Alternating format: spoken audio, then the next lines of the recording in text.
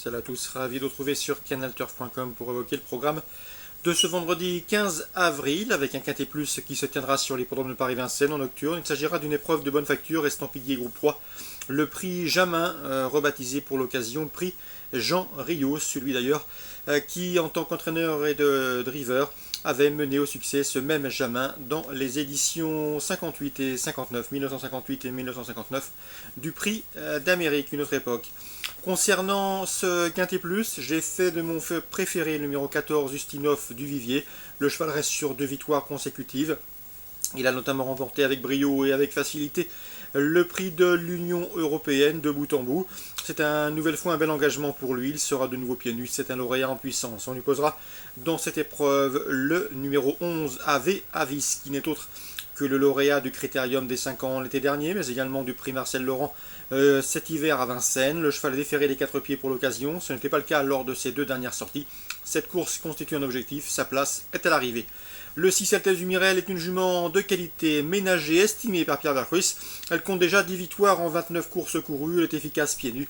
Elle s'annonce redoutable. Donc 3 bonnes bases a priori. Le 14, Ustinov du Vivier. Le 11, Ave Avis et le 6, Altesse du Mirel. Ensuite, on retiendra le 4, Conlight Ice, un cheval qui a déjà gagné groupe 1 en Suède à Jägersro. C'était au mois de septembre. Ensuite, il a couru les bonnes épreuves réservées à sa promotion cet hiver à Vincennes, le Critérium Continental, où il s'est classé 5e. 3e en plus, ensuite, du prix de Croix groupe 2 et du prix Jean Le Gonidec groupe 2. Ici, dans ce lot, il s'annonce, à mon avis, également comme un postulant sérieux aux premières places, lui qui ne manque pas de tenue. La tenue en tout cas, et en revanche, elle pose problème concernant le numéro 5, Lucky Charm à 9h. Le cheval a de sérieuses références à faire valoir, mais moins sur les parcours de tenue. Cela dit, à l'occasion de ses débuts à Vincennes, il s'est classé 4e du prix de la Marne dans le sillage d'Ustinov du Vivier et Ave Avis qu'il retrouve ici. Mieux vaut donc s'en méfier. Ce jour-là, il s'est montré courageux. Le 7 Amazon AM n'est pas la plus régulière du peloton, mais en dernier lieu, elle a été victime d'un accrochage en haut de la montée. Il faut la racheter, d'autant qu'elle sera pieds nus. J'ai également retenu en fin de combinaison le 13 Tornobello, le 9 Neferti del Rio. Ils sont l'un et l'autre confirmés à ce niveau, mais à mon avis sont barrés pour le succès. Mieux vaut les retenir pour les accessites.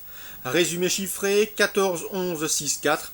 Devant le 5, devant le 7, le 13 et le 9. Celui du programme à Vincennes. Dans la 4e, j'aime beaucoup le 412 Bakshish, qui me semble en mesure de signer ici une 4e victoire consécutive. On lui posera le 408 Baladin hongrois à racheter en confiance. Et le 404 également, c'est Billy de Guérinière qui sera déféré des 4 pieds pour cet objectif.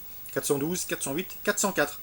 La suivante, la 5e, une nouvelle fois en fin confiance, 518 attaque parisienne. Elle a pas mal d'atouts dans son jeu. Une course réservée aux juments, elle est au mieux. Elle vient d'ailleurs de s'imposer sur les programmes de Caen. Elle sera pieds nus et fait face à un engagement sur mesure au plafond des gains.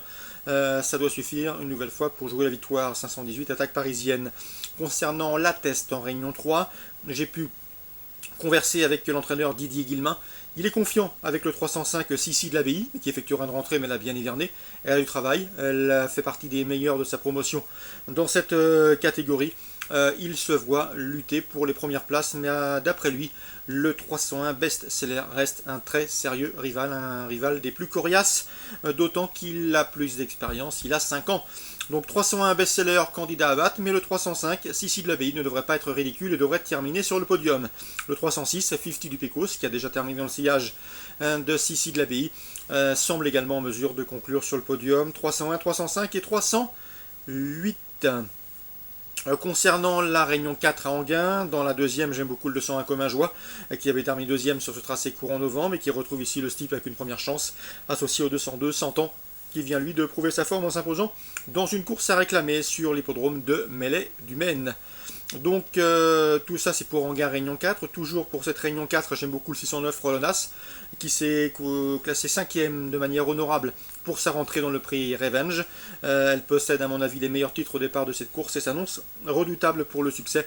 Elle peut prendre sa revanche sur le 607 Sierra Nevada, qui vient de la dominer dans ce même prix Revenge. Mais à mon avis, Rolonas va accuser des progrès. La 7e enfin, le 701 Isabée et le 702 Polikidia ont en commun d'avoir débuté victorieusement sur les balais. Après avoir montré une certaine qualité en plat, elles devraient pouvoir confirmer 701 Isabée et 702 Polikidia. Concernant maintenant la Réunion 5 sur l'hippodrome de Lyon-Paris, 2 coups de cœur. Le 401 Bac Plus qui est véritablement dans son jardin sur cet hippodrome et qui a terminé deuxième de cette course en 2014. Et le 805 Deauville Shower, Eric Libaud, son entraîneur, lui a trouvé un engagement sur mesure. Le lot à sa portée, elle qui a fini l'année avec une deuxième place dans une listade à Saint-Cloud, suivie d'une 6e dans un groupe 3. C'était sur l'hippodrome de Toulouse. Donc de quoi ici nourrir de légitimes et solides prétentions. 401 et 805, mes 2 coups de cœur pour la Réunion 5 à Paris.